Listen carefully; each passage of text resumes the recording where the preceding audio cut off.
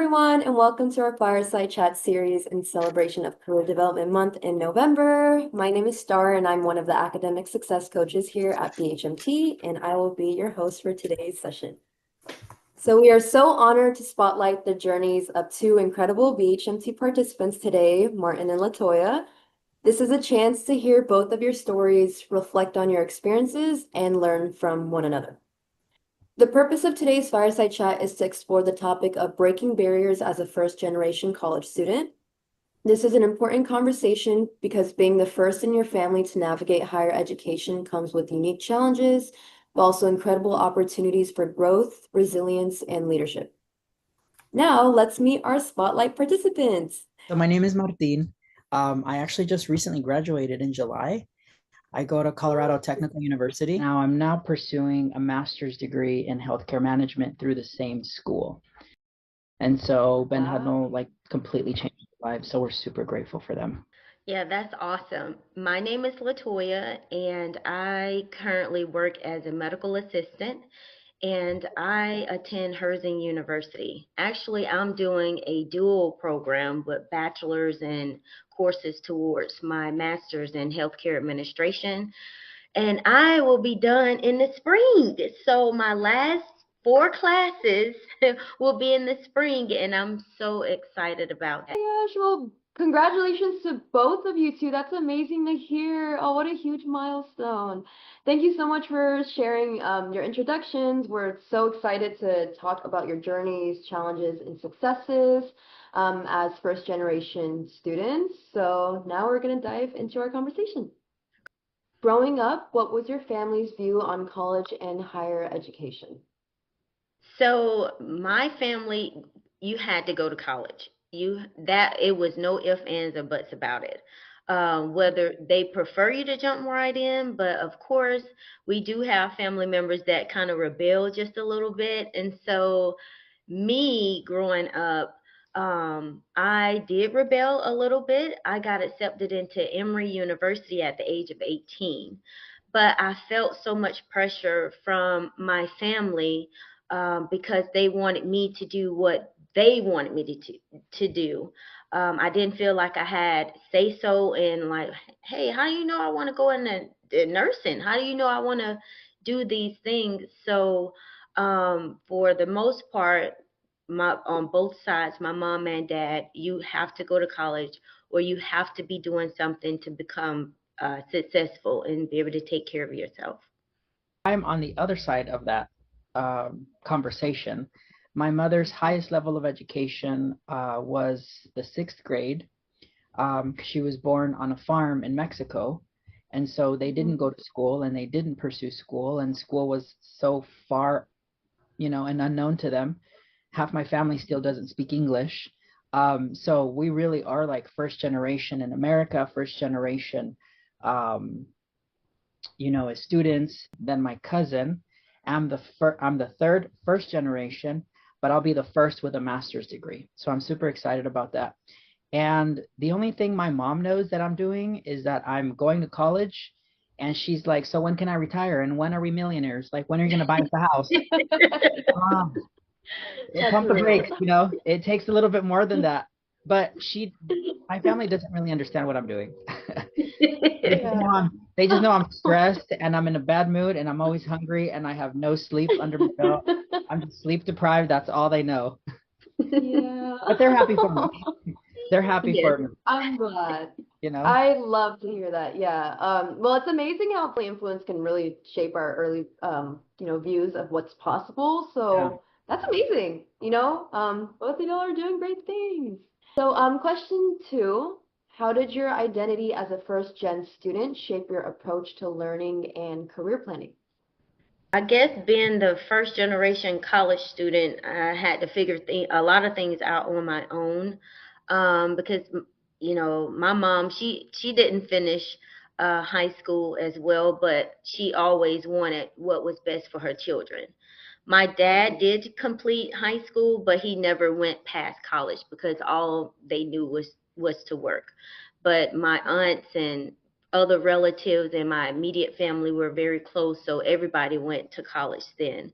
But it was kind of challenging for me because I didn't know anything and I couldn't go to like my mom and dad for advice on which way to go, which, path to take, what things do I need, like where to start basically. So I had to kind of navigate on my own, and that's when I start asking questions whenever I enter into the college realm. I have put myself on a back burner for so many years Mhm. because I had my kids Mhm. young, and I'm like, this is my time. Okay, I've been putting school off and on, and right now I don't care if the building is on fire. I am going to get this degree. I'm walking across the stage because they Mhm. have the option to where you could do a virtual. But I'm like, oh shoot, no, I'm walking Because we're across gonna the go in stage. So person. I never been to Milwaukee. So Milwaukee, here I come, walking across the stage. Oh, Oh my goodness. Oh my gosh, I love that so much. Yes, Latoya, I think most definitely it's well deserved to, of course, go in person, you know. Sharing from my own experience, I'm also a first generation college student, so that's why this topic is very close to me. Um, and only to share a little bit about myself to connect more, of course, with you two. My parents came to America around 1980. My dad actually only has a high school degree and my mom has middle school education. So I would say she's like the sole purpose why I initially first went to college. I was like, let me do this for her. And then towards the end, it transformed into I did this also for me too, which was amazing because intentionally I was like, I'm just gonna get this degree for my mom. She didn't have that chance, so I'll just do it in place of her. But like, it really transformed my perception on education and how important it is that like especially with something like Ben Hudnall that even before, you know, being hired at this educational trust, I never knew something like this existed. So it's really exciting to know that, we have a lot of Kaiser employees taking advantage of the benefit, and we're really happy that you two are sharing like great experiences with Ben Hudnall because it is education is most definitely a privilege, especially with like tuition coverage and assistance as college. We all know that it's expensive. What advice would you give to someone who's just starting their college journey as a first gen college student? I would tell them to never give up. It's not going to be easy, but never give up. Continue to use all the resources that are at your hand, whether it's with Ben Hutnell, your family support system, or through the school. But just to continue on and get it done. Just do it. I really love analogies and I love object lessons, and I would just love to say a few things and touch a couple points. Um, Yeah. so I love to listen to like motivational speakers that motivate me. And something somebody said is like our minds are like the most fertile soil, right? Think of the most fertile land there is. Whatever you plant, it will grow. But if you're not planting anything and you're not striving for anything, a yard that doesn't have a purpose just grows weeds, you know? And so if you plant corn, it will grow corn and it will grow the most beautiful corn. If you plant thoughts of, I can do this, you're going to do this. If you start thinking, I don't know if I can, you're already not going to do it, you Yep. know? Especially after my kid's father passed away, I'm like, I can't do this. I don't think I'll be able to do it by myself, raise kids by myself. And I lost my house, cars, everything, all the way down to the bottom. Had to move in with parents, and then they was like, okay, Latoya, it's been a year. I think you should try out again. And I'm like, but I'm scared. I don't think that I have it in me anymore to do it. And my mom's like, no, you my strongest child. Okay. And a mother knows which child is going to do what, who's the weakest, strongest, who's going. So you're my strongest one. And you're going to get up and you're going to get to it. You're going to do what it is God has in store for you. And I've been on a mission ever since.